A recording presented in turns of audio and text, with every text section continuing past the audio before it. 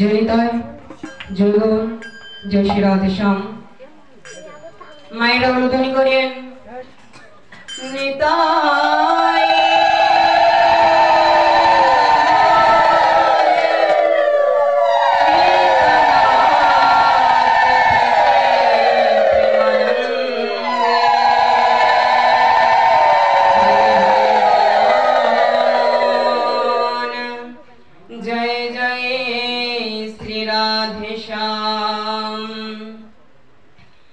ओम नमो भगवते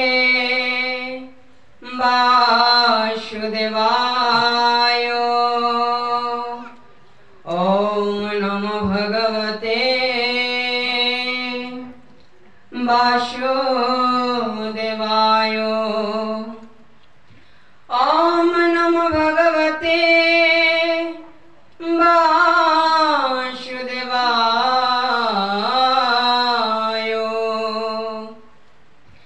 जस्य प्रसाद भगवत् प्रसाद जस्य प्रसादन्ननिधिकौतुहपि ध्यानस्तवं तस्य जशश्रीशं वन्दे गुरौ श्रीचरणारविन्दं नमयां विष्णुपादाय राधापृष्ठाय भूतले श्रीमते भक्तिप्रपन्नज्योति स्वामीति नामिने नमयामि आचार्यपादाय दन्नभूषणमुकुटामणे गुरुकरुणामृताय कमदर्जाय स्थिरमने नमयामि श्रीमाते भक्तिकुसुमश्रवणाय वये विष्णुपादाय देवाय कृपावदये नमो नमः नमयामि विष्णुपादाय कृष्णपृष्ठाय भूतले श्रीमते भक्ति सिद्धान्त सरस्वती स्वामीति नामिने वृन्दावै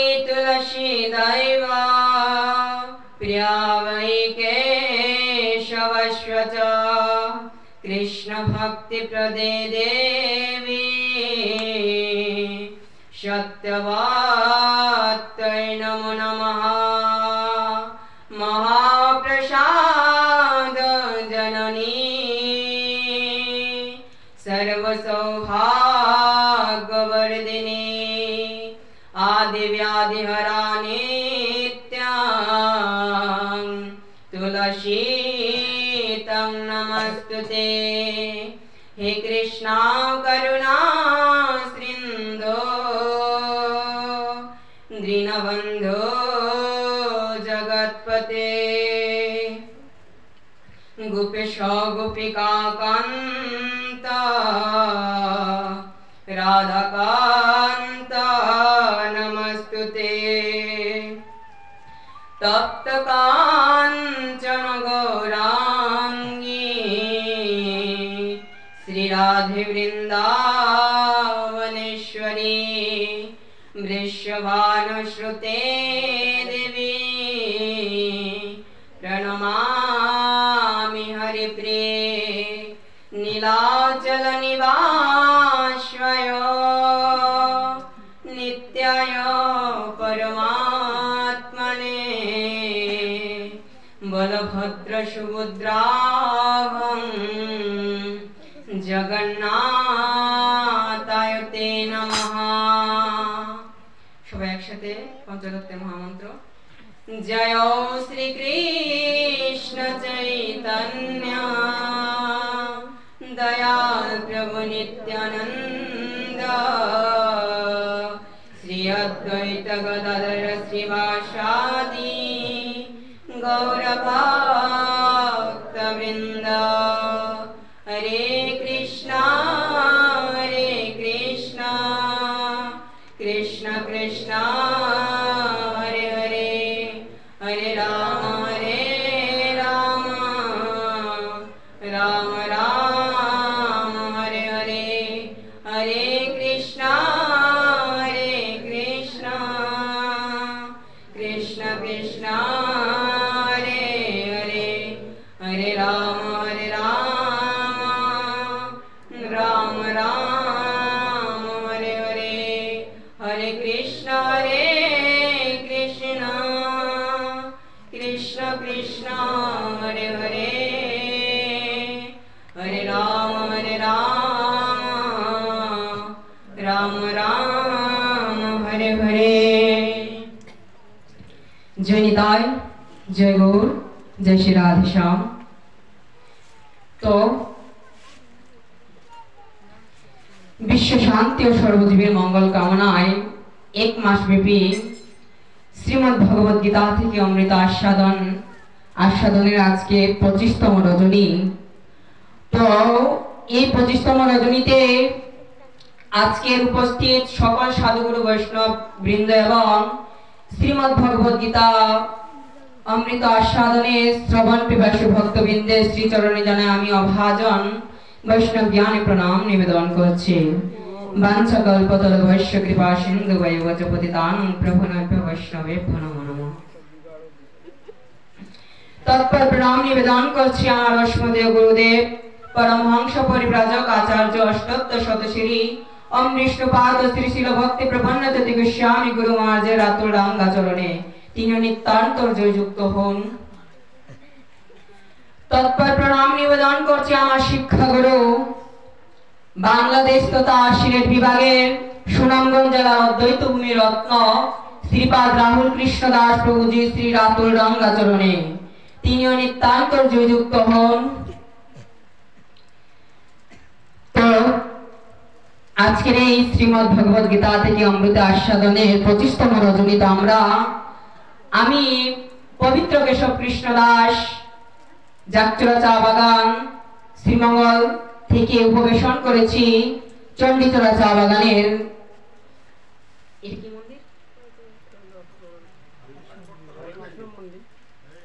শ্রী শ্রী হরে কৃষ্ণ মন্দির প্রাঙ্গণে। তো প্রথমেই বলে রাখি আমি কোনো এত বড় মাপের পাঠক নই আর আমি কোনো জ্ঞানী পণ্ডিত নয়। আমার শিক্ষাগুরু এবং আমার গুরু মহারাজ এবং আপনাদের কৃপা এবং সকল সাধুগুরু বৈষ্ণবের যতটুকু কৃপা রয়েছে, আমার সাধ্য অনুযায়ী আমি শ্রীমদ্ ভগবদ গীতা থেকে আপনাদেরকে শ্রবণ করানোর চেষ্টা করব। প্রথমেই বলে রাখি, যদি আমার পাঠে যদি কোনো রকম ভুল ত্রুটি হয়ে যায় তাহলে আপনারা ক্ষমার সুন্দর দৃষ্টিতে দেখবেন, কারণ জগতে মানুষ ভুল থেকেই শিক্ষা নেই। একজন মনুষ্য যে জগতে সঠিক থাকবেন তা নয়, যে আমি জন্ম থেকে মৃত্যু পর্যন্ত আমি মিথ্যা কথা বলবো না তা নয়, আমাকে সত্য কথা বলবো তা নয়, আমাকে মিথ্যা কথা বলতেই হবে। সেটা কিসের কারণে? পরিস্থিতির কারণে। সেই তদ্রুপ মানুষ মাত্রই ভুল হয়। তা আপনারা যদি আমার গীতা পাঠে যদি কোনো রকম ভুল ত্রুটি হয় তাহলে আপনারা পাঠের অন্তে ধরিয়ে দেবেন যে বাবা আপনার গীতা পাঠে এই জায়গায় ভুল ছিল, তাহলে আমি আমার সেই ভুল জায়গাতেই শুধরে দেব। কারণ জগতে শিক্ষার কোনো শেষ নাই। ছোট থেকেও শিক্ষা করা যায়, বড় থেকেও শিক্ষা করা যায়। শিক্ষা এমন একটা মূল্যবান বস্তু। তা আমরা মেইন ধারাবাহিকতায় আলোচনায় আসি। আজকে কি মেইন ধারাবাহিক আলোচনা হচ্ছে কি শ্রীমদ্ ভগবদ গীতা থেকে অমৃত আস্বাদন। এই যে শ্রীমদ্ ভগবদ গীতা, জানি না এতদিন কি আলোচনা হয়েছে এবং কারা কারা আলোচনা করেছেন, তো আজকে আলোচনা শ্রবণ করবেন। এই যে শ্রীমদ্ ভগবদ গীতা, আমরা জানি যে শ্রীমদ্ ভগবদ গীতা ভগবানের মুখ নিঃসৃত বাণী। শ্রীমদ্ ভগবদ গীতা কোনো সাধারণ গ্রন্থ নয়, জানেন? এই শ্রীমদ্ ভগবদ গীতা ভগবান শ্রীকৃষ্ণ অর্জুনকে ভারতের হরিয়ানা রাজ্যের কুরুক্ষেত্র নামক জায়গায় প্রদান করেছিলেন এই শ্রীমদ্ ভগবদ গীতার জ্ঞানটুকু। তো এই যে শ্রীমদ্ ভগবদ গীতার জ্ঞান আমরা জানি কবে জগতে এসেছিল? দাপরে। এই যে কুরুক্ষেত্রের যুদ্ধ কোন যুগে হয়েছিল? দাপর যুগেই তো। আমরা গীতার মাধ্যমে কি প্রমাণ পাই যে শ্রীমদ্ ভগবদ গীতা কুরুক্ষেত্রের যুদ্ধ দাপরে হয়েছিল? তো এই গীতার জ্ঞানটুকু দাপরে এসেছে। এটা আমাদের মনের ভুল। শাস্ত্র কি বলছেন জানেন? ভাগবতের সৃষ্টি তত্ত্ব বলছেন, যখন ভগবানের আদেশে যখন ব্রহ্মাই জগৎ সৃষ্টি করলেন, ব্রহ্মাই কিন্তু জগৎ সৃষ্টি করলেন ভগবানের আদেশে। ভগবানের আদেশে যখন ব্রহ্মা এই জগৎ সৃষ্টি করলেন, তো জগৎ তো সৃষ্টি করলেন ব্রহ্মা। তো জগৎ সৃষ্টি করার পর জগতে কি সৃষ্টি করবেন? ভগবান আকাঙ্ক্ষা রেখেছিল যে হে ব্রহ্মা, তুমি এমন একটা বস্তু সৃষ্টি করবে যে জগতে আমি যখন অবতার নিব তখন আমার লীলা বিলাসে সহায়ক হয়। সেই বস্তুটা কি? ব্রহ্মা চিন্তা করতে করতে করতে করতে উপায় খুঁজে পেল না। শেষমেশ তিনি ভগবানের শরণাপন্ন হলেন। তিনি ভগবানকে জিজ্ঞেস করলেন, হে ভগবান, আপনি আমাকে এত বড় একটা দায়িত্ব সমর্পিত করলেন, কিন্তু আমি নানাক্ষণ বসে চিন্তা ধারণা করলাম, কিন্তু আমার মনের মধ্যে কি এমন বস্তু তৈরি করবো যে আপনার লীলা বিলাসে সহায়ক হবে জগতে? তখন ভগবান বলছেন, আচ্ছা ঠিক আছে ব্রহ্মা, যেহেতু তোমাকে বললাম তুমি সেই উত্তর খুঁজে পাওনি, আমি তোমাকে নিজেই বলছি, তুমি মনুষ্য সৃষ্টি করবে। এই যে আমরা মনুষ্য আজকে জগতে আসলাম, কার কৃপায়? ভগবানের কৃপায়। তো ভগবান ব্রহ্মার আদেশেই তো ভগবানের আদেশে তো ব্রহ্মা মনুষ্য সৃষ্টি করলেন। তো আমাদের এই যে মনুষ্যের সৃষ্টি, ভাগবতের সৃষ্টি বলছেন মনুষ্যের সৃষ্টি। মনুষ্যের সৃষ্টি জগতে আসলো কিভাবে জানেন? দুইজন নারী এবং পুরুষের মাধ্যমে। ব্রহ্মার মানস পুত্রকে মনু এবং শতরূপা, এই যে আমাদের আদি এবং আদি মাতা যাকে আমরা বলি, এই মনু এবং শতরূপা দ্বারাই জগতে আজ যে মনুষ্য জাতি দেখেন, এই মনুষ্য জাতির সৃষ্টি। এই মনু এবং শতরূপা দ্বারাই আজকে আমরা এই জগতে আসতে পেরেছি। তো ভগবান যখন ব্রহ্মাকে বললেন জগৎ সৃষ্টি করার জন্য, ব্রহ্মা তো জগৎ সৃষ্টি করেই দিলেন। জগৎ সৃষ্টিরও পন্থা আছে বাবা। ভাগবতের সৃষ্টি বলছেন, ব্রহ্মা যখন জগৎ সৃষ্টি করলেন তখন সপ্ত পাতাল সৃষ্টি করলেন, সপ্ত লোক সৃষ্টি করলেন, 7টা পাতাল। এই যে পৃথিবীর নিচে 7টা পাতাল রয়েছেন। ভাগবতের সৃষ্টি তথ্য কি বলছেন শ্রবণ করুন। আমরা রয়েছি কি মধ্যস্থলে, অর্থাৎ মধ্যস্থলে এই যে পৃথিবী রয়েছে, ভূলোক মর্তলোক যেটাকে বলা হয়। এই পৃথিবী মধ্যস্থ মানে মধ্যভাগে রয়েছে, এবং এই পৃথিবীর নিচে আমরা তো বলি শুধু পাতাল রয়েছে, কিন্তু না, ভাগবতের সৃষ্টি তত্ত্ব বলছেন এই পাতালের এই ধরতির নিচে আরো 7টি লোক রয়েছেন। 7টি লোক কি কি জেনে যান। অতল, বিতল, সুতল, তলাতল, মহাতল, রসাতল, তারপরে গিয়ে রয়েছে কি পাতাল, এবং পাতালের নিচে রয়েছে নিম্নলোক। নিম্নলোক মানে কি নরক। আমরা কি জানি যে নরক উপরে রয়েছেন এই যে যমরাজ। যমরাজ কোথা থেকে উঠে আসেন? যমরাজ এই মাটির নিচ থেকে উঠে আসেন, কারণ নরকের মেইন দরজা হচ্ছে পাতালের নিচে, যেটাকে বলা হয় পাতালের নিচে। তো এই যে বললাম অতল, বিতল, সুতল, তলাতল, মহাতল, রসাতল, এই যে এক একটা লোক, এক একটা লোকের এক একজন অধিষ্ঠাত্রা রাজা রয়েছেন। অর্থাৎ এই বাগানের যেমন মেম্বার রয়েছেন, তেমনি ওই লোকের এক একজন করে রাজা রয়েছেন। তো এই যে 7টা লোক, অতলের দায়িত্বে রয়েছেন স্বয়ং বলদানবের নিবাস। তারপরে ভিতরে রয়েছেন হাটেশ্বর শিবের নিবাস। ভগবান শিব, ভগবান শিবের একটা রূপ নয়, ভগবান শিবের 11টা অবতার। 11টা অবতার ভগবান শিব, যাদেরকে আমরা বৈষ্ণবীয় পরম্পরায় কি বলেন, শ্রীমদ্ ভগবত গীতায় বলছেন কি বৈষ্ণবদের মধ্যে শ্রেষ্ঠ কি শিব। তা আমরা ভগবান শিবকে বৈষ্ণব রূপে, বৈষ্ণব শিরোমণি রূপে পূজিত করি, বৈষ্ণব জ্ঞানে আমরা পূজিত করি তাকে। তো সুতলে কার রয়েছেন? বামন দেবের দ্বারা রক্ষিত বলি মহারাজ। এই যে বলি মহারাজের বাস এই সুতলে। তলাতলে কার বাস? শিবের দ্বারা রক্ষিত ময়দানবের নিবাস। তারপরে মহাতলে রয়েছেন কি কালী ও দিতির পুত্রদের গণের নিবাস। এই যে অসুর এবং দেবতা দুইটারই কিন্তু মা রয়েছেন, দিতি এবং অদিতি। এই যে দিতি হলেন কি অসুরদের মাতা, এবং অদিতি হলেন কি দেবতাদের মাতা। দুইটা মাতা ভাগবতের সৃষ্টি বলছেন। অসুরদের যেমন মা রয়েছেন, দেবতাদেরও তেমন মা রয়েছেন। তারপরে রসাতলে কার বাস করেন? অসুরগণের নিবাস। তারপরে রয়েছেন কি পাতাল। পাতালে কার বাস? বাসুকি নাগের বাস। এই যে বাসুকি নাগ, আমরা মহাদেবের গলায় দেখি না বাসুকি নাগকে, এই নাগের বাস হচ্ছেন কি পাতালে। আর শেষমেশ কি বললাম? নরক। নরকে তো যমরাজেরই বাস। এই যে 7টা লোক, এই ধরতির নিচে 7টা লোক। আমি কি বললাম? এই ধরতির উপরে কি আমরা রয়েছে, অর্থাৎ এই ভূলোক রয়েছে। আর এই পৃথিবীর উপরে কি আকাশ রয়েছে, তো আকাশের উপরে আরো 7টা লোক রয়েছে। 7টা লোকের পূর্বের লোক কি বলছেন ভাগবতের সৃষ্টিতত্ত্ব? প্রথমেই রয়েছেন কি সপ্ত স্বর্গ। সপ্ত স্বর্গের মধ্যে কি কি? যে সত্যলোক। সত্যলোকে সর্বদা সত্য কথাই চলে, সেখানে কোনো মিথ্যা কথা চলেন না। তো এই যে সত্যলোকে কার বাস? সত্যলোকে স্বয়ং ব্রহ্মার বাস। এই যে ব্রহ্মা, যার আদেশে, ভগবানের আদেশে যে ব্রহ্মা, এই ব্রহ্মা সৃষ্টি কোথা থেকে হয়েছিলেন জানেন? ভগবানের নাভি থেকে ব্রহ্মা সৃষ্টি হয়েছিলেন। ভগবানের নাভি কমল থেকে ব্রহ্মা সৃষ্টি হয়েছিলেন। তারপরে রয়েছেন কি তপলোক।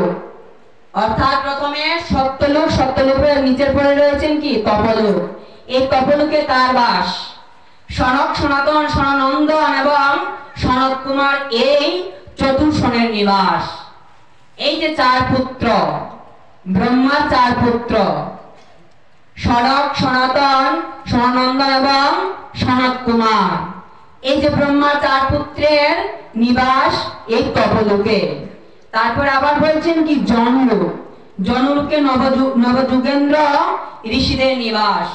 এই যে সন্ধ্যার আকাশে দেখেন না, একবারে দেখবেন এক লাইন করে তারাগুলো সজ্জিত হয়ে রয়েছেন, সেটাকে বলা হয় সপ্ত ঋষি। সপ্ত ঋষিরা, এই সপ্ত ঋষির উৎপন্ন কোথা থেকে জানেন? যখন সমুদ্র মন্থন হয়েছিল, এই সমুদ্র মন্থনে সপ্ত ঋষিদের উৎপত্তি হয়েছিল। এই সপ্ত ঋষিদের নিবাস কোথায়? এই জনলোকে। তারপরে বলছেন কি মহলোক।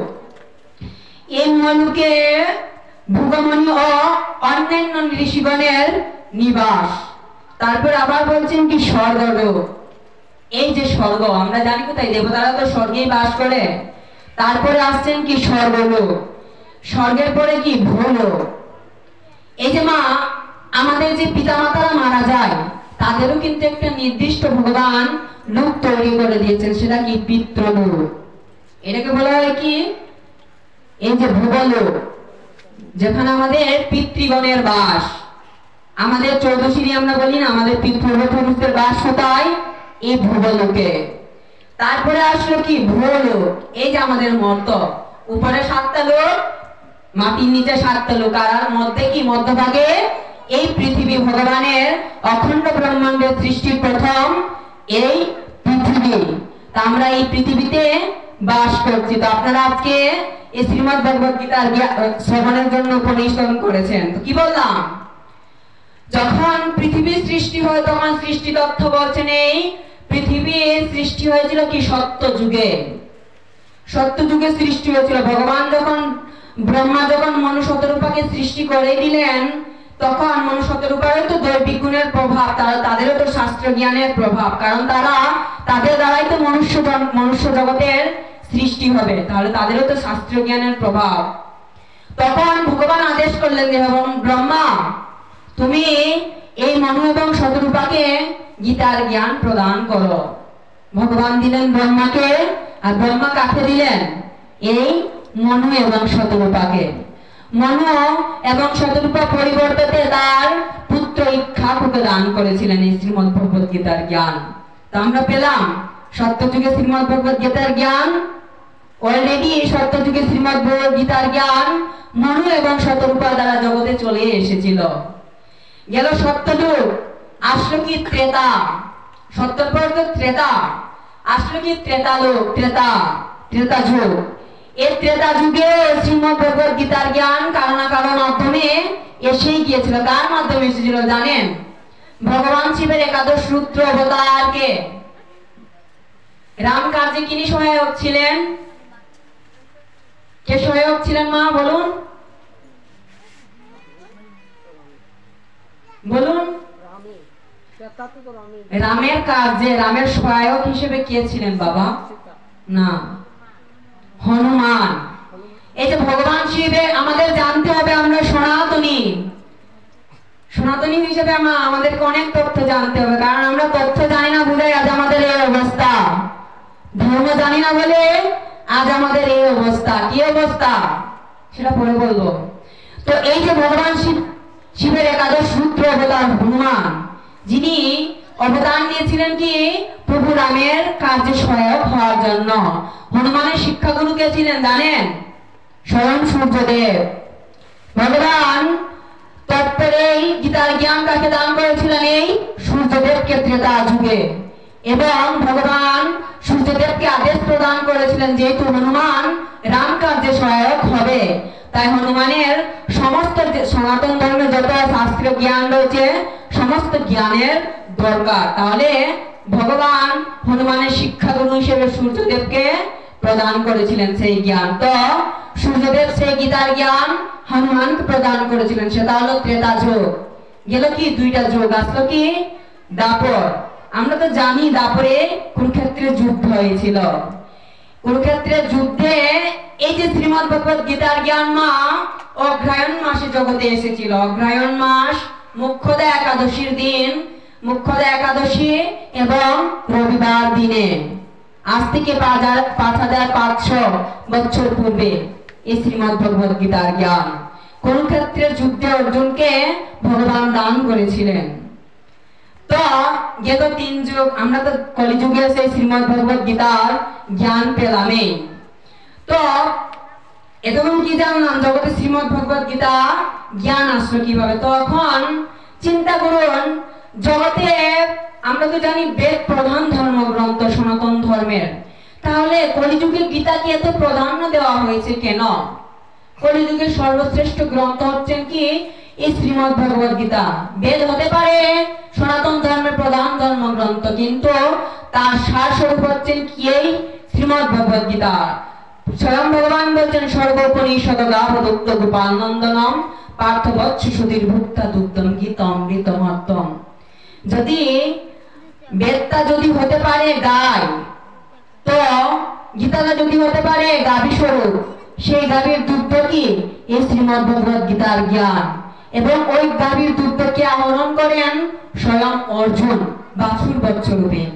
তোমরা একটা জিনিস চিন্তা করবেন, সনাতন ধর্মে এত এত পুরাণ, এত এত পুরাণ, এত এত উপনিষদ, চতুর্বেদ রয়েছে তো, রয়েছে তো, পুরাণ বেদ শাস্ত্র স্মৃতিশাস্ত্র রয়েছে তো। এমনও কোন গ্রন্থে দেখেছেন ভগবান নিজে কথা বলছেন? বেদেই ধরুন, বেদে কি ভগবান স্বয়ং বলছেন কথা? উপনিষদে কি ভগবান স্বয়ং বলছেন কথা? রামায়ণে কি বলছেন ভগবান সে কথা? একমাত্র শ্রীমদ্ ভগবত গীতায় ভগবান নিজের মুখে বলছেন। এই যে শ্রীমদ্ ভগবত গীতা, ভগবানের মুখ নিঃসৃত বাণী কেন বলা হয়? একমাত্র ভগবান নিজের মুখে এই গীতাটুকু বলছেন, আর কোন গ্রন্থের মধ্যে ভগবান নিজের মুখে বলেন নাই। তাহলে ভগবান গীতার মধ্যে এত কৃপা দিয়ে গেছেন আমাদের এই কলিযুগের জন্য। জানেন, এই যে আপনারা আজকে এখানে বসে রয়েছেন, তো না এখানে আসার একমাত্র কারণ কি? কারণ শ্রবণ করবেন। কি বলছেন জানেন?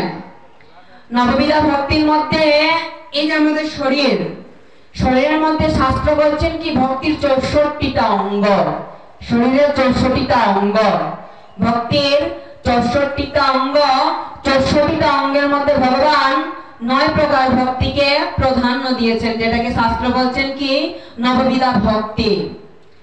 নববিধা ভক্তি অর্থাৎ আমাদের তো সামর্থ্য নাই বাবা 64 প্রকার ভক্তি এখানে আছে। আমাদের কি সাধ্য ভগবানকে 64 প্রকার ভক্তির মাধ্যমে প্রসন্ন করা? তো ভগবান সে 64 প্রকার ভক্তির মধ্যে কি 9 প্রকার ভক্তিকে জগতের জন্য বেছে দিয়েছেন, যে তোমরা এই 9 প্রকার ভক্তির মধ্যে যদি কেউ আমাকে পূজনীয় করে তাহলে তার অবশ্যই তার ডাক আমি শুনব। তো প্রথমে কি বলছেন জানেন? নববিধা ভক্তির মধ্যে প্রথমে আসছেন শ্রবণ। শ্রবণ মানে কি মা? শোনা। শোনা। জানেন ভগবান এই শ্রবণে এত শক্তি দিয়েছেন। এই যে বৃন্দাবনে ব্রজগোপীগণ যেদিন ভগবান শ্রীকৃষ্ণ ব্রজ থেকে অর্থাৎ গোকুল থেকে বৃন্দাবন থেকে দ্বারকায় চলে যাবেন, সেদিন গোপী গীতে বলছেন তব কথামৃতা তপ্ত জীবনম শ্রীনুনদানিতা তপ্ত জীবনম শ্রবণমঙ্গলম। কি বলছেন? শ্রবণ মঙ্গলম, অর্থাৎ ভগবানের কথা শ্রবণ করলে কি মঙ্গল। সেটা আমার কথা নয়, সেটা ব্রজগোপীদের কথা। যেদিন ভগবান বৃন্দাবন ছেড়ে দ্বারকায় চলে যাচ্ছেন, জানেন ব্রজগোপীগণ কেঁদে কেঁদে এই গোপী গীত ভগবানকে বলছেন, হে ভগবান তোমার এই গীতে এবং তোমার প্রত্যেকটা বাণীতে এত শক্তি, কেউ যদি মন ভরে শ্রবণ করেন তাহলে তার বৈকুণ্ঠে বাস নিশ্চিত। প্রমাণ কোথায়? প্রমাণটা কোথায়? আমি তখন বলে যাচ্ছি শ্রবণে এত শক্তি রয়েছে যে একজন অতি দুরাচারী ব্যক্তিও বৈকুণ্ঠ লাভ করতে পারে। প্রমাণ কোথায় মা? প্রমাণ কোথায় জানেন? স্বয়ং ভাগবত বলছেন পরীক্ষিত মহারাজ, দক্ষক নামক নামে এক নাগের দংশন হয়েছিল পরীক্ষিতের। 7 দিনে মৃত্যুবরণ করতেন এই পরীক্ষিত।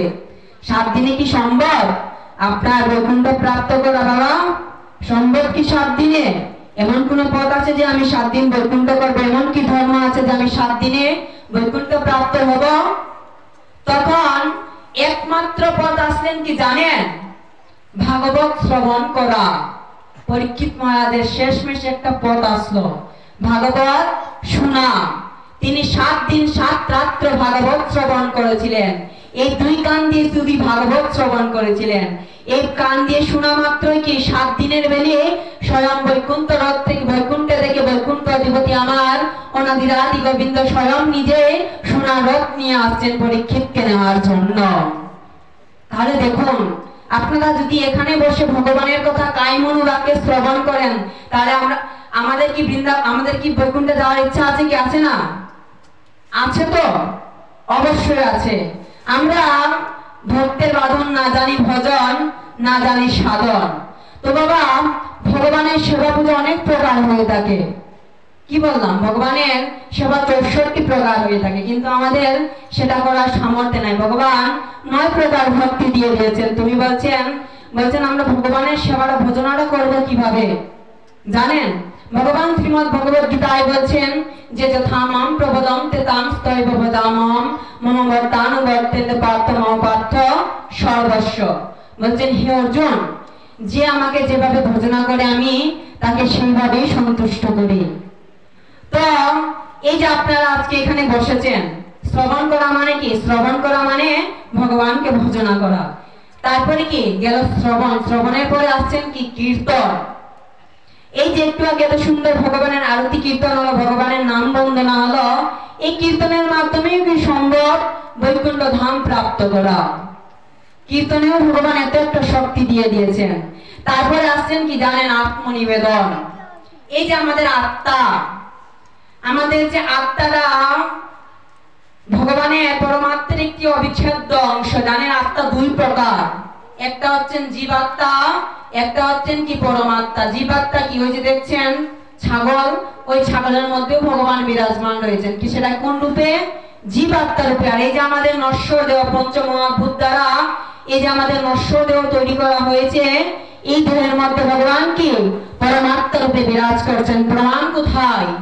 স্বয়ং শ্রীমদ্ ভগবদ গীতায় বলছেন অহমাত্মা গুড়াকেশ সর্বভূতাংশ স্থিত অহমাদিশ্চ মধ্যঞ্চ ভূতানাম অন্তএব চ। হে অর্জুন, আমি সকল প্রাণী, জীব এবং মনুষ্যের হৃদয়ে আত্মারূপে বিরাজ করি। তো ভগবান এই হৃদয়ে আত্মারূপে বিরাজ করছেন তো? অবশ্যই বিরাজ করছেন ভগবান এই আত্মা। তো জগতে আমরা কার কাছে সমর্পণ করবো মা? জগতে আমরা কার কাছে সমর্পিত হব? শাস্ত্র জানিয়ে দিলেন কার কার কাছে মাথা নিচু নামাতে হয়। প্রথমত মাতা পিতা, দ্বিতীয় হচ্ছে গুরুদেব, আর তৃতীয় হচ্ছেন কি ভগবান। এই 3 প্রকার মানুষের কাছে সর্বদা নিজের মস্তক নিচু করে রাখার জন্য শাস্ত্র নির্দেশ করছেন। প্রথমত কে? মাতা পিতা। অর্থাৎ আমাদের প্রথম শিক্ষাগুরু কে হয়? মা বাবা। তো আমরা মা বাবার কাছ থেকে সর্বদা ছোট থেকে বড় পর্যন্ত যা শিখি মা বাবার কাছ থেকে। তারপরে আমাদেরকে কে ভগবানের কাছে কে পৌঁছে দেবে? না, স্বয়ং গুরুদেব। গুরুদেবের পরে আসি কে? স্বয়ং ভগবান। তো এই 3 জায়গায় সর্বদা নিজের মস্তককে নিচু ভাবে রাখা উচিত, কারণ উনাদের দ্বারাই আমাদের মঙ্গল সাধিত হয়। তো আমরা ভগবানের কাছে আত্মনিবেদন করবো যে ভগবান, এই যে আমার আত্মা আপনার কাছে নিজেকে সমর্পিত করবেন। এই আত্মনিবেদনের মাধ্যমে মা সম্ভব ভগবান ধাম প্রাপ্ত হওয়া। তারপরে আসছেন কি ভগবানের দাস্য। আমরা তো ভগবানেরই দাস। চৈতন্য চরিতামৃত জানিয়ে দিলেন কি জীব কৃষ্ণের নিত্য দাস। ভগবানের তো নিত্য দাসই আমরা। তো আমরা যদি এই যে দাসের কথা বললাম মা, আমরা নিজেকে কখনো বলে ভাববো না। আমাদেরকে ভাবতে হবে আমাদের উপরেও কেউ একজন বসে রয়েছে, আমাদের উপরেও কেউ একজন বসে রয়েছে। মনের মধ্যে কখনো অহংকার পোষা যাবে না, কারণ কলিযুগের সর্বাত্মক ধ্বংসের পতনের মূল কারণ হচ্ছেন কি? অহংকার। জানেন শাস্ত্র জানিয়ে দিলেন কি 4 জায়গায় অহংকার করা যাবে না। 4 জায়গা কি কি বাবা জানেন? 4 জায়গা কি কি? সর্বদা এই 4 জায়গায় অহংকার করবেন না। প্রথমত আসলেন কি রূপের অহংকার, দ্বিতীয়ত আসলেন শিক্ষার অহংকার, তৃতীয়ত আসলেন কি উচ্চকুলের অহংকার, চতুর্থ আসলেন কি ধন সম্পদের অহংকার। এই যে মা রূপের অহংকার, এই 4 জায়গায় জীবন অহংকার করবেন না। ভগবান স্বয়ং বলছেন যে এই 4 জায়গায় যদি কোনো ব্যক্তি অহংকার করেন তাহলে তার ধ্বংস নিশ্চিত। তো এই 4 জায়গায় কি কি বললাম? প্রথম রূপের অহংকার। এই যে মা রূপটা, মনে করুন আজ আমি চণ্ডী বাগানে 2টা ক্ষেত্রেই বলছি, যেহেতু ভগবান প্রকৃতি পুরুষ 2টাকেই সৃষ্টি করে দিয়েছেন, তো 2 দিকেই বলছি। মনে করুন আজকে প্রকৃতি নারীদের ক্ষেত্রে বলছি। ধরুন আজকে আপনি চণ্ডী বাগানের একা একটা, সারা বাগানের একজনেই সুন্দরী নারী, তাই বলে কি আপনি অহংকার করবেন? অহংকার করবেন, অহংকার করতেও পারেন, কোনো ঠিক না, কারণ অহংকার কোন সময় মনের মধ্যে আছে সেটা বলা যায় না। আপনি কি বলবেন যে আমি বাগানের একমাত্র সুন্দরী নারী, সবার সঙ্গে দাম্ভিকতা দেখিয়ে বেড়াবেন। সেই ক্ষেত্রে পুরুষদেরও হয়, আপনি বলবেন আমি এই বাগানের একমাত্র সুন্দর পুরুষ, দাম্ভিকতা দেখিয়ে বেড়াবেন কি যে আমি এই বাগানে একমাত্র সুন্দর পুরুষ, একমাত্র সুন্দর নারী, আর এই বাগানে আমাদের চেয়ে কেউ নাই। এই যে মা, সময়ের বিবর্তনে এমন একদিন আসবে যে আপনার এই রূপ যৌবন থাকবে না। ভগবান এমন একটা জায়গায় কৃপা করবে জানেন, আজকে আমি সুন্দর হতে পারলাম, সময় এমন একটা জিনিস, সময় মানুষকে তার উচিত জিনিস বুঝিয়ে দেয়। এই সময়ে আমি আজকে সুন্দর আছি, কালকে অন্য সময় আরেকজন সুন্দর হতে পারবে, তখন সে আপনার সম্মুখে আসে বলতে পারবে তুমি সেদিন সুন্দরী ছিলে বলে তুমি অহংকার করেছিলে যে তুমি এই বাগানে একমাত্র সুন্দরী ব্যক্তি। কিন্তু দেখো ভগবান তো আজকে আমাকেও তৈরি করলো, আমিও তো আজকে সুন্দর হলাম, তাহলে তোমার অহংকারটা কি? অহংকারটা বাবা ক্ষণিকের মাত্র। যেমন একটা আয়নাতে যেমন ধুলাটুকু যেমন বসে যায় ক্ষণিকের জন্যই তো, আয়নাতে ধুলা বসে গেলে যেমন ধুলাটা কোনো কিছু দিয়ে মুছে দিলে ধুলাটা চলে যায়, সেই তদ্রূপ আমাদের এই মাথাটাও যখন অহংকার চলে আসে না, তখন আমাদের চেতনা ভ্রষ্ট হয়ে যায়। চৈতন্য মহাপ্রভু তার শ্রীকাষ্টকেই বলছেন চেত দর্পণ মার্জন ভ্রমণাদবাগ্নি নির্বাপনম সকৈরব চন্দ্রিকা অমৃতম্ব জীবন। এই যে আমাদের চেতনা, চেতনার মধ্যে সর্বপ্রথম কি অহংকার মানে কি? অগ্নিস্বরূপ।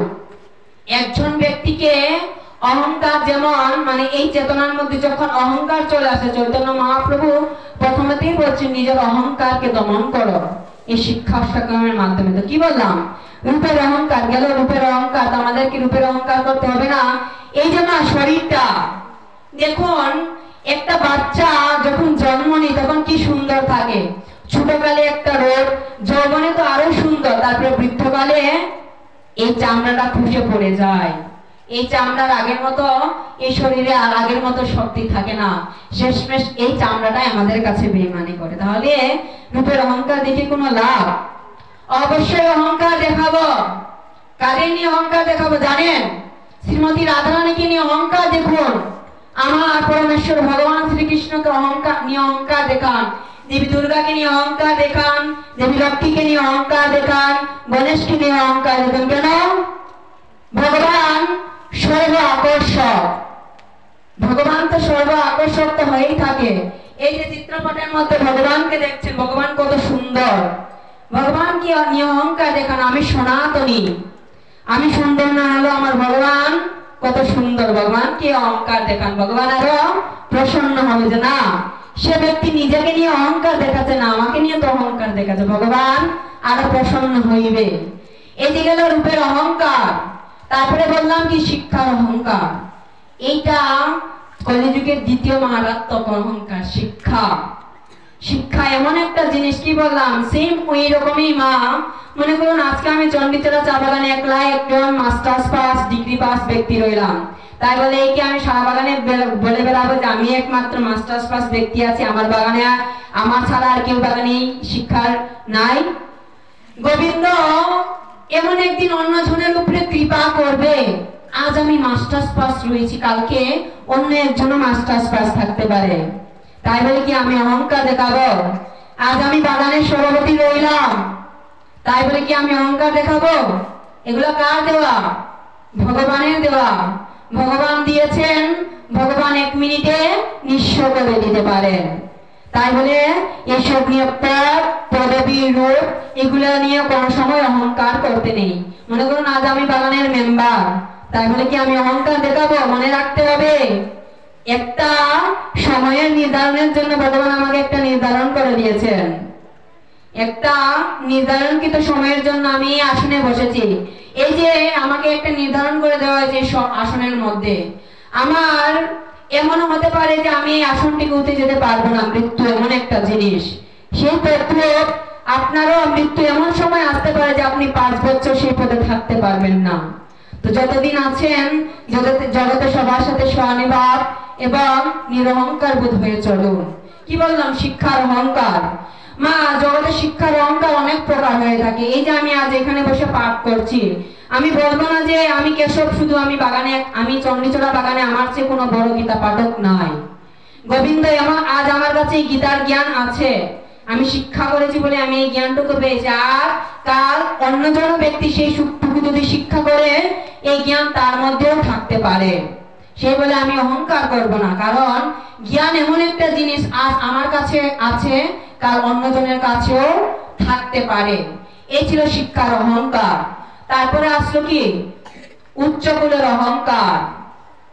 উচ্চকুল কি কি বাবা? সনাতন ধর্মে 4টা কুল রয়েছে, ব্রাহ্মণ, বৈশ্য, শূদ্র, ক্ষত্রিয়। এই যে মনে করুন একজন যদি ব্রাহ্মণ, সে যদি বলে আমি ব্রাহ্মণ, তার তো অহংকার থাকবে, অহংকার তো থাকবে। সে পূজা পাশা জানে, আমরা তো শূদ্র, আমরা কি পূজা পাশা জানি?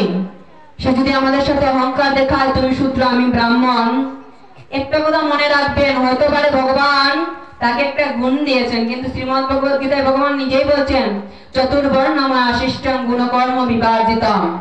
অর্থাৎ ভগবান 4টা বর্ণ সৃষ্টি করে দিয়েছে, 4টা দায়িত্ব প্রদান সহকারে। ব্রাহ্মণের যদি কাজ যদি পূজা করা হয়, তাহলে সে যদি সেই পূজার উপাধি নিয়ে যদি অহংকার করে, তাহলে একটা জিনিস মনে রাখবেন, একটু আগে কি বললাম, আমাদের আদিপিতা আদিমাতাকে মনু এবং শতরূপা, এই শূদ্রের শরীরে যা রক্ত প্রবাহিত হচ্ছে ওই ব্রাহ্মণের শরীরেও একই রক্ত প্রবাহিত হচ্ছে। তাহলে কি তার অহংকার করে লাভ? অহংকার করে কি লাভ? বাবা বলুন, আমি যদি ব্রাহ্মণ থেকে আপনারা যদি শূদ্র থাকেন, আমি এখানে বলবো আমি ব্রাহ্মণ, আপনারা শূদ্র, আমার থেকে নিচু জাতি, তাহলে কি সেটা শোভা পাবে? কিসের শোভা পাবে? কারণ ব্রাহ্মণের যে আদিমাতা আদিপিতা মনু এবং শতরূপা, শূদ্রের যে আদিপিতা আদিমাতা একই মনু এবং শতরূপা। আমাদের শরীরে একই পিতা আদিপিতা আদিমাতার রক্ত প্রবাহিত হচ্ছে। তো আমাদেরকে এই উচ্চকুল নিয়ে অহংকার করে কিছু লাভ? কিচ্ছু লাভ নেই। এই যে এত জাতপাত দেখেন কলিযুগে, অমুক তাঁতি, অমুক মান্দ্রাজি, অমুক নাইডু, অমুক ঋষি আসন, এই যে জাতপাত, কলিযুগে একমাত্র জাতপাতের সমস্যা। বাকি 3 যুগে জাতপাতের কোনো বিবরণ ছিল না, বাকি 3 যুগে জাতপাতের কোনো বিবরণ ছিল না। সত্যযুগ প্রমাণ কোথায়? মনু এবং শতরূপা। মনুর পিছনে কোনো টাইটেল রয়েছে মা? বলুন না। মনুর পিছনে কোনো জাত রয়েছে? শতরূপার পিছনে কোনো জাত রয়েছে? সত্যযুগ চলে গেল, আসুন ত্রেতা। ভগবান শ্রী রাম, লক্ষ্মণ, শত্রুঘ্ন, হনুমান, রাম, তাদের পিছনে কোনো জাত রয়েছে? তাহলে প্রশ্ন আসতেই পারে, কলিযুগে জাত আসলো কিভাবে? আসলো কি দাপর? অর্জুন, নকুল, সহদেব, দুঃশাসন, দুর্যোধন, তাদের পিছনে কোনো জাত রয়েছে? জাত তো নাই, একমাত্র কলিযুগ। কলিযুগে জাত আসলো কিভাবে? সেটা যারা নবম দশম শ্রেণীতে পড়েন তাদের ইতিহাস বই পড়বেন, ইতিহাস বই এবং চৈতন্য চরিতামৃতের আদি লীলায় পড়বেন। সেখানে রচনা করা হয়েছে যখন 1700 খ্রিস্টাব্দে যখন এই কলিযুগে যখন বল্লাল সেনের আমল শাসন হলো, সেন বংশের শাসন আমল। একটু ইতিহাস বইটা পড়বেন, তবেই জানতে পারবেন জাতপাত কলিযুগে কিভাবে এলো। যখন এই সেন বংশের শাসন আমল যখন শুরু হলো, তখন রাজা বল্লাল সেন এক একটা ক্যাটাগরিতে সবাইকে বিভক্ত করে দিলেন। এবং হ্যাঁ, আমাদের গোত্র আছে, গোত্র আছে, আমি এটা বলবো না যে আমাদের গোত্র নাই। এক একটা মুনি ঋষির অনুসারে এক একজনের গোত্র, সেটা সত্যযুগ থেকে প্রবাহমান চলে রয়েছে। এক একজনের এক একটা জাতের এক একটা গোত্র, কিন্তু কোনো জাত ছিল না। গোত্র অবশ্যই ছিল, শাস্ত্রে গোত্র পাওয়া গেছে, কিন্তু কোনো জাতের উল্লেখ পাওয়া যায় না।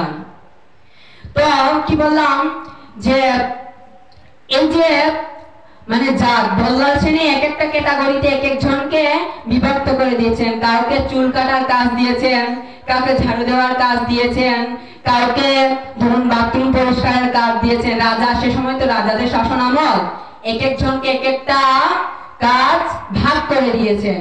ওই সে সময় থেকেই তারা এক একটা বিভাজন অনুসারে যখন বাস করা শুরু করলো, সেই বাস করা থেকে শুরু করে আজ কলিযুগ 540 বছর অতিবাহিত হয়ে গেছে। 540 বছর এই কলিযুগে চলছে। কলিযুগের আয়ুষ্কাল কত? 4,32,000 বছর। মাত্র অতিবাহিত হয়েছে কত? 540 বছর। তো এই 540 বছর পর্যন্ত এই জাতপাত আমরা কলিযুগে দেখছি। তারপরে কি? ধনের অহংকার। এই যে বাবা সবচেয়ে মারাত্মক অহংকার ধনের অহংকার, কলিযুগের সর্বশ্রেষ্ঠ প্রথম অহংকার ধনের অহংকার। তোমা আমরা একটু টাকা চলে আসলে আমরা কি বলবো? আমার চেয়ে বাগানে আর কেউ ধনী ব্যক্তি নাই, আমার চেয়ে বাগানে আর কোনো ধনী ব্যক্তি নাই। সেটা আমি সম্মুখে না বলি, কিন্তু আমি তো মনে মনে বলবো, মনে মনে বলবো। অথবা 2-4 জন আমি চায়ের হোটেলে গেলাম, সেখানে গিয়ে বলবো আমার চেয়ে বাগানে আর কোনো ধনী ব্যক্তি নাই। এই যে মা টাকা পয়সা ধন দৌলত কার দেওয়া? গোবিন্দের দেওয়া। তো গোবিন্দের দেওয়া। একটা জিনিস আজকে নিয়ে যান, গোবিন্দ সুখ এবং দুঃখ দিয়ে কেন জানেন? জগতের মানুষকে টাকা পয়সা দিয়ে কিন্তু ভগবান পরীক্ষা করে দেখে। কিসের মাধ্যমে পরীক্ষা করে দেখে? স্বয়ং মহাভারতের প্রস্থানিক পর্ব বলছেন যে ভগবান সুখ এবং দুঃখ দিয়ে কেন পরীক্ষা নেন জগৎকে, জগতের মনুষ্যকে। এই যে আমরা সুখ এবং দুঃখ পাই কেন? আমরা তো বলি আমার দুঃখ কেন, আমার সুখ কেন? জগতে তার টাকা আছে যে সেই সুখী তা নয়, আমি দুঃখে আছি আমি দুঃখী তা নয়, সেগুলো ভগবানের দেওয়া। তো আমরা দুঃখ পাই কেন মা জানেন? সেটা বলে দিচ্ছি, শ্রবণ করুন। মহাভারতের মহাপ্রস্থানিক পর্ব বলছেন ভগবানের কাজ কি ছিল? কুরুক্ষেত্রে যুদ্ধ পরিচালনা করা, ধর্মকে অধর্মকে বিনাশ করে ধর্ম স্থাপন করা। ভগবান সেই কাজই করলেন। তো মনে করুন আপনি যদি এক জায়গায় মেহমান গিয়ে সেখানে যদি 2-3 মাস থাকুন, তাহলে কি চলবে? আপনারও তো পরিবার আত্মীয় স্বজন রয়েছে, আপনারও পুত্র স্বজন রয়েছে, আপনার কি থাকলে চলবে? চলবে না, আপনারও ঘর বাড়ি রয়েছে। সেই রকম ভগবানেরও তো হস্তিনাপুরে ভগবান থাকলে চলবে না, ভগবানের দ্বারকা রয়েছে, ভগবানের রাজপাট রয়েছে, রাজপাটকে সামলাবে।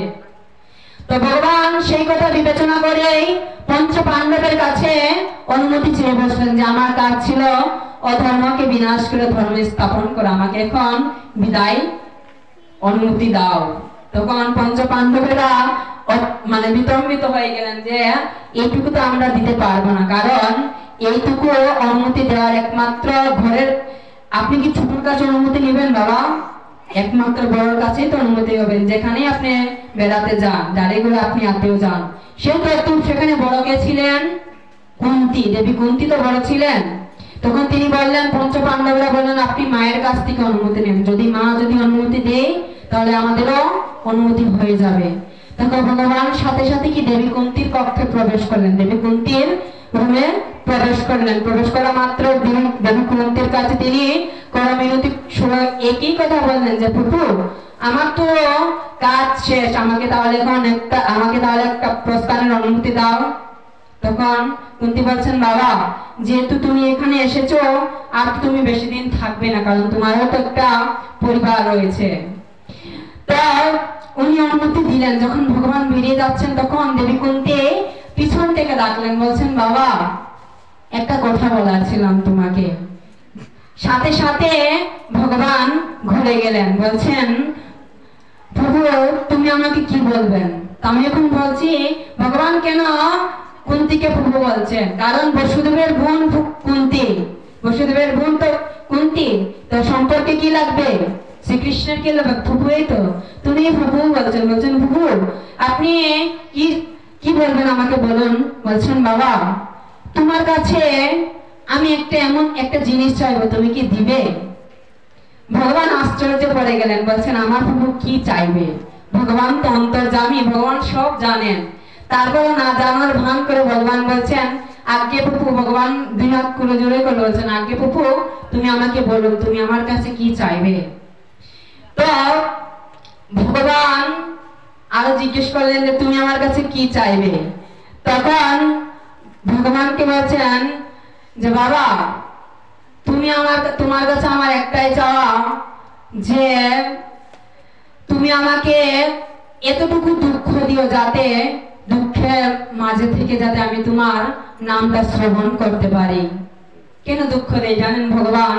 দুঃখ দেয় যখন সংসারে দুঃখ আসবেন আসবে তখন ভাববেন কি ভগবান আপনাকে গোবিন্দকে ডাকার সুযোগ দিয়েছেন, কারণ দুঃখের মাধ্যমে সম্ভব ভগবানকে ডাকা।